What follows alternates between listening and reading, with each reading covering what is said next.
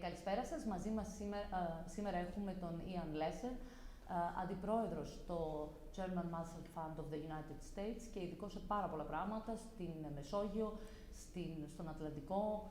Έχει τρομακτική εμπειρία και στο State Department. Ian, I was just introducing you. Thank you for being here with us today. It's a pleasure. The Delphi Forum background. Very good to be with you. Ian, it's a very interesting period that we're going through, a very difficult one as well. How does what the war in Ukraine means for the world, and who are the winners and who are the losers so far? Well, it means, I think, many things for the world. First of all, it's shaken us out of our complacency about the ability to have a war in Europe, a large-scale conventional war in Europe.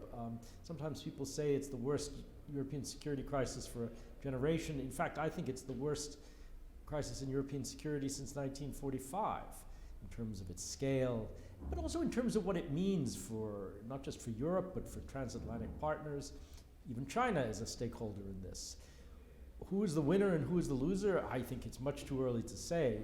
I think in a broader sense, Russia is going to be the loser from this, because if you look at what has happened, at the way in which the West has come together, at the sanctions, at new members joining NATO potentially even, these are none of them things that Russia would have anticipated, and I don't think time is on their side.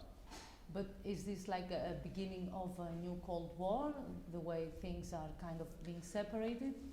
I think we will be lucky if it's the beginning of a Cold War. We're in a hot war, actually.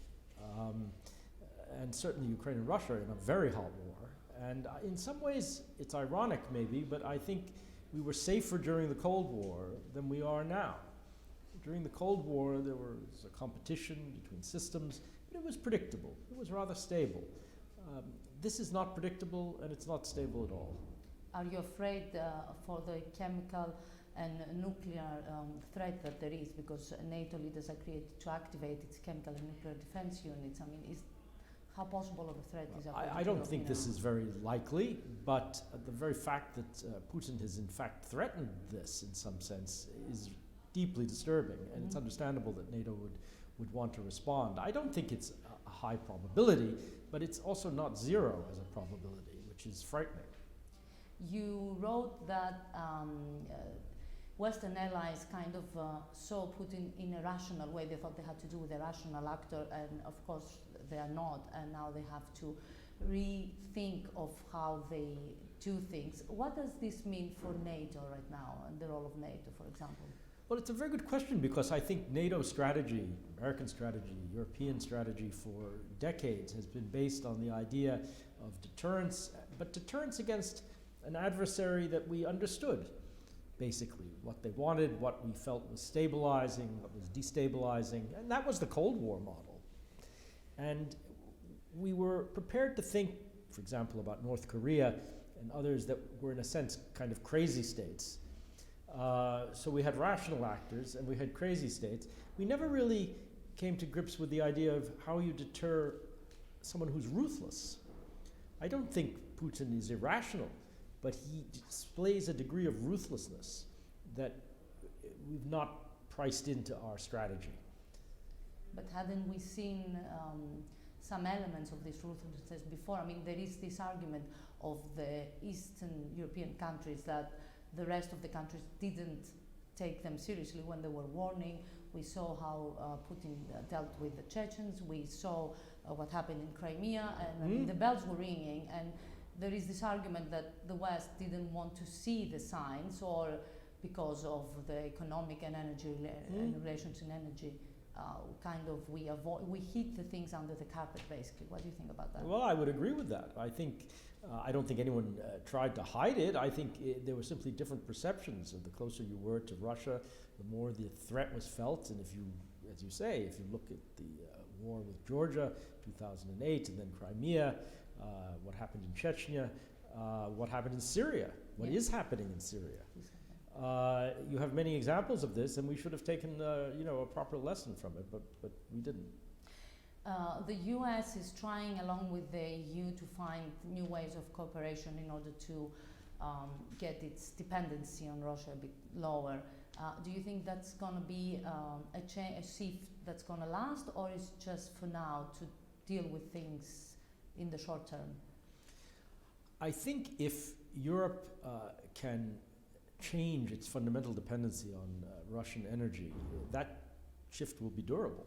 Mm-hmm. Those new relationships, whether the energy is coming from the Persian Gulf or it's coming from the United States or Canada or wherever, Venezuela, wherever it's coming from, I think that will be durable. I think it'll be structural.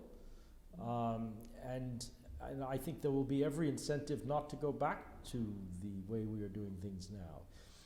You know, and also, of course, the desire to get away from hydrocarbons progressively altogether for reasons of climate is going to play into this equation as well. So unless the Putin regime changes fundamentally, that he goes and the regime changes, I think we're looking at very structural changes if we can actually make these changes now. The Eastern Mediterranean has been part of the energy game the last couple of years. How the invasion of Ukraine actually reshapes this, the energy map in the region, in that region? It can reshape it in fundamental ways, perhaps not quickly, but the problem, of course, has been that many of these projects were aspirational. It was too expensive. The oil and energy prices in general, gas prices were too low to make these profitable, because after all, it has to be commercially viable for companies. Well, now with these much higher prices, it is conceivable that new projects could come online. It's also conceivable that some of the antagonisms in the region that have stood in the way of having a more efficient use of infrastructure may become easier, and it may also contribute to developing more of these resources. It would make a difference. It wouldn't transform the picture, but it would make a difference.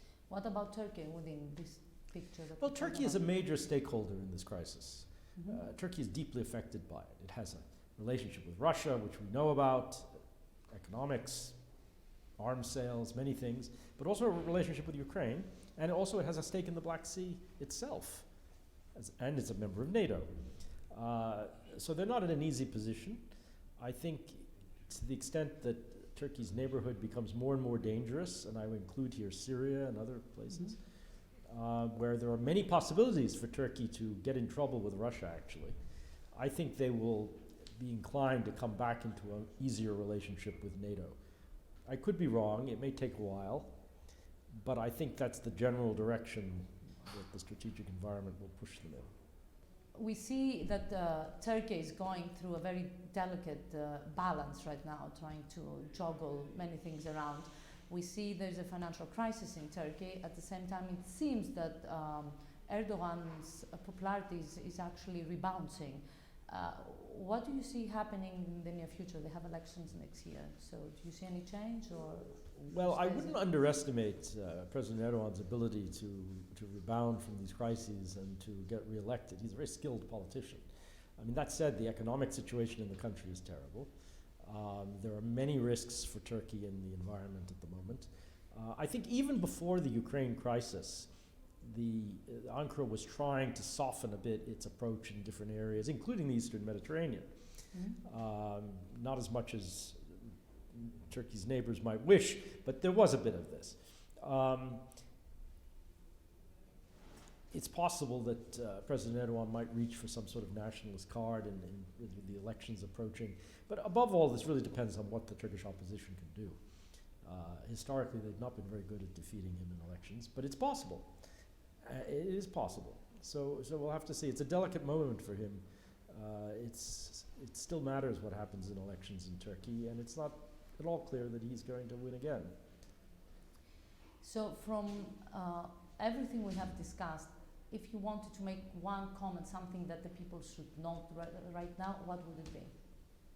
I'm struck by the way in which this crisis has mobilized public opinion, that people feel this not just as a distant issue, but as something that is really emotionally engaging for people. And that's we haven't had that in Europe certainly, or even really in the United States over a conflict for a very, very long time.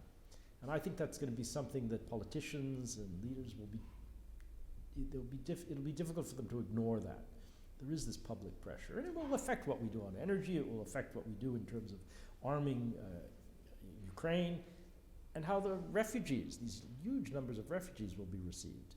So I think there's a human dimension to this crisis which I think we need to pay attention to. Thank you so much for being here with us today. I hope I'm going to have the pleasure to have you again have a discussion with you in the future. Thank you so much. Have a nice day. Thank you for inviting me. Thank you. Great pleasure.